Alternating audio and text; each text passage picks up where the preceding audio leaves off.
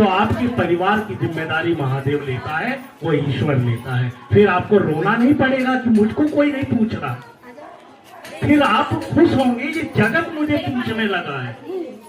साहब श्री हरिंद्रानंद जी को एक बार मैंने सुना था कि तबीयत खराब हो गई थी, तो 8 से 9 करोड़ लोगों ने प्रार्थना किया उनके लिए। उन्होंने किसी को कुछ दिया था क्या? केवल महादेव से जोड़ा। अब बदले में 9 करोड़ लोग उनके लिए प्रार्थना करने लगे। आपके कर्म आपको देवता बना देते हैं। केवल आपके घर के लोग आपकी इज्जत नहीं करते, पूरा समाज आपकी इज्जत करने लगता है। लेकिन वही है, आदत बुरी सुधार ले, बंद हो गया भजन। आदत हमारी अच्छी नहीं है। हमारी बुरा न ढूंढन मैं चला, बुरा न मिलिया कोई, जब मन देखा अपना मुझसे बुरा ना कोई। लेकिन हम हमेशा ये सोचते हैं कि सामने वाला गलत है। हम विचार नहीं करते कि मेरे साथ कोई अगर गलत व्यवहार कर रहा है, कहीं कारण मैं तो नहीं। हम अपने ऊपर काम नहीं करते, हम दोषी बनाते हैं सामने वाले को, वो खराब है। अब वो खराब है, इसका कारण मैं तो नहीं है। अगर खराब तो भाई मिर्चा तुम खाओ या यहाँ बैठा हर कोई खाए, और मीठा लगता है, कोई कहेगा क्या? मिर्च सबको कैसा लगेगा? तीखा। गलत कह रहा हूं क्या? है? तो अगर कोई चीज खराब है तो सबके लिए खराब होगा ना। लेकिन आपके लिए खराब है और सबके लिए नहीं है, तो खराब वो नहीं है, कहीं खराबी आप में।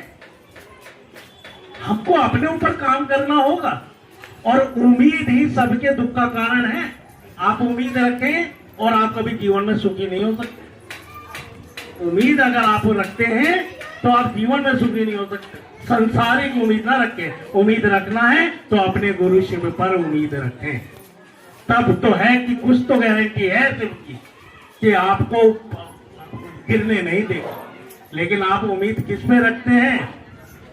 जो कि कभी भी ऐसा हुआ ही नहीं है कि दूसरा श्रवण कुमार तो हम देखे ही नहीं, आज तक देखे ही नहीं है? बात यह है कि लेकिन हमने हमेशा देखा है कौशल्या का बेटा राम ही होगा। कौशल्या के घर रावण जन्म नहीं लेता है। यशोदा के घर रावण पलता नहीं है, कंस नहीं पलता है। अगर माँ यशोदा है, बेटा लल्ला होना ही होना है। माँ कौशल्या है, बेटा को राम बनना ही बनना है। लेकिन बेटा है, माँ ही अगर राक्षसी स्वभाव का हो जाए, समझ रहे हैं, तो ऐसा तो नहीं कि फिर गलत नहीं कर रहा ना। तो बात है कि गुरु अगर आपके जीवन में सही होंगे तो आपको ही वो कौशल्या और यशोदा बनाए, तब आपके बच्चे राम की तरह आपकी सेवा करें। लेकिन आप तो केवल भजन गाना, नाच करना, ये करना, वो करना में अगर लगे रहेंगे, तो ये बात भी मैं पक्का कह रहा हूं कि गुरु आपको एक शब्द आपको ज्ञान देने वाले नहीं है, समझ देने वाले नहीं है।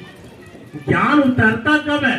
कब बेटा ज्ञान कब उतरता है?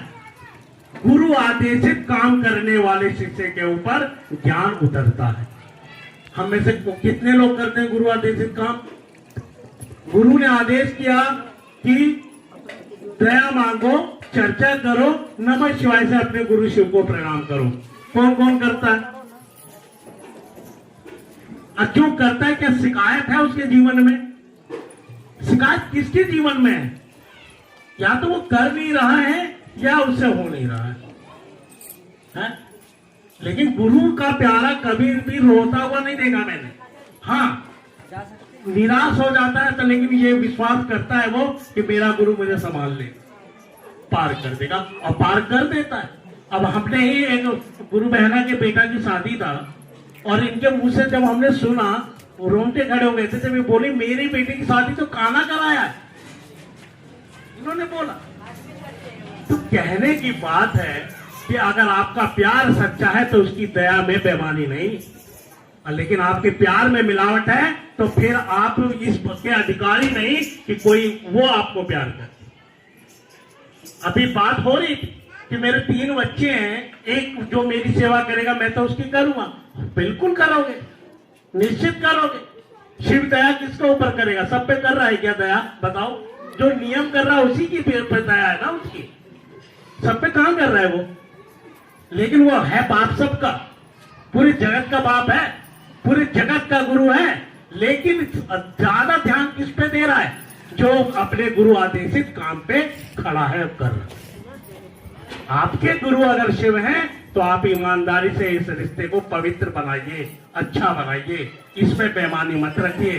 तब आप देखेंगे कि आप, मेरे साहब श्री हरिंद्रानंद जी की एक बात हमेशा मैं हर चर्चा में कहता हूं कि शिव अपने शिष्य को शिव बनाते हैं, यानी गुरु जैसा होगा अपने चेले को वैसा ही बनाएगा, उससे अलग नहीं बनाएगा। पहलवान अपने चेले को डॉक्टर नहीं बना सकता है, बनाता भी नहीं, क्या बनाएगा पहलवान? चोर अपने चेले को चोर, तो देवादिदेव महादेव अपने चेले को महादेव बनाते। तो आप चाहें तो महादेव बन सकते हैं, लेकिन ये छोटी छोटी बातों में उलझ गए हैं, इसलिए आप परेशान हैं। अरे आपकी यात्रा तो लंबी है, आपकी यात्रा जीव से शिव की तरफ है, और शिव क्या हलवा है क्या कोई ऐसी बन जाए? कितनी परीक्षाएं देनी होंगी, कितने बार कष्ट, कितना कष्ट उठाना होगा। अगर तुम सिपाही हो तो मंजिल मिल ही जाएगी, लेकिन तुम सिपाही नहीं तो फिर मंजिल की उम्मीद कैसी तुम्हारी? क्या मेरे को यहां पर अगर चर्चा है और यहां 50 गुरु भाई गुरु बहन हैं, और देखो मैं एक गया था मैं एक जगह चर्चा में, तो मैं एक दिन पहले वहां पहुंच गया, एक दिन पहले पहुंच गया था। जिसके यहाँ चर्चा थी उनके घर 20-25 गुरु बहनाएं आई, और उन्होंने जा के पूरे क्षेत्र में जहां जहां भी है सबको बोला कि शिव गुरु की चर्चा है, आपको आना होगा। कोई वहां महोत्सव नहीं था, कोई बड़ी चर्चा नहीं थी, केवल चर्चा थी। लेकिन मेरे को अच्छा क्या लगा, वो सब कह रहे थे कि मेरे गुरु की चर्चा है, लेकिन अभी तक मैं इस क्षेत्र में नहीं देख पाया कि जिसके घर में चर्चा है सारी जिम्मेदारी उसी की हो जाती है। सब क्यों नहीं? अब सब आपका गुरु उसका गुरु बटा है क्या? कि आप आज इज्जत दोगे, मैं कल इज्जत दूंगी, जब मेरे घर आएंगे तब मैं इज्जत दूंगी, क्या दूंगा? अरे मेरा गुरु अगर गली में आ ही गया तो मैं तो लिट ना जाऊं, बिखर ना जाऊं तुम्हारे लिए। तो शिव गुरु की चर्चा होती उसके घर है जिसके घर शिव गुरु आते हैं। आपने अपने गुरु के आने की क्या व्यवस्था करी? नहीं करी व्यवस्था। आपको समय मिला तो आ गए, और चर्चा विराम होगी तो चले गए। यह है गुरु भक्ति आपकी। झोली फैलाने में सबसे आगे हैं हम लोग। दिया जला के झोली फैला देते हैं 500 मीटर का, इतना बड़ा है? तो बात है कहने की कि तुम झोली फैलाने की और नौबत नहीं रखेगा महादेव, अगर तुम्हारा प्यार सच्चा है तो। प्यार सच्चा है, बिन मांगे मोती मिले, मांगे मिले ना भीख। हर बार ये बात कहता हूं, भीख मांगने की जरूरत रह नहीं जाएगी, लेकिन इसको भजन मंडली बनाने की कोशिश करोगे तो तुम हम सब अपराधी हैं। ये भजन मंडली नहीं है, ये पूजा भक्ति नहीं है, ये है गुरु आदेशित काम, ये है शिव गुरु की चर्चा। यहाँ चर्चा का मतलब जहां पर अपने गुरु शिव की बातें होती हैं, अपने अपनी अनुभूतियां लोग बताते हैं, ऐसा नहीं हो रहा है। भजन याद कर करके 1.5 घंटे का भजन गाने से आप महादेव के चेले नहीं हो सकते हो, लेकिन अपने महादेव की बात करने से आपके अंदर का मैल साफ होगा, मन पवित्र होगा, मन पवित्र होगा। ये मैं नहीं कह रहा हूं, साधु संतों का कहना है, साहिब श्री हरिंद्रानंद जी का कहना है, हमारे ग्रंथ में लिखा है, जो भी प्रभु चर्चा करता है उसकी मन की पवित्रता प्रभु करते हैं, ऐसा लिखा है। तो साहेब के माध्यम से चर्चा करने का सौभाग्य मिला, इस मौके को खो मत भाई।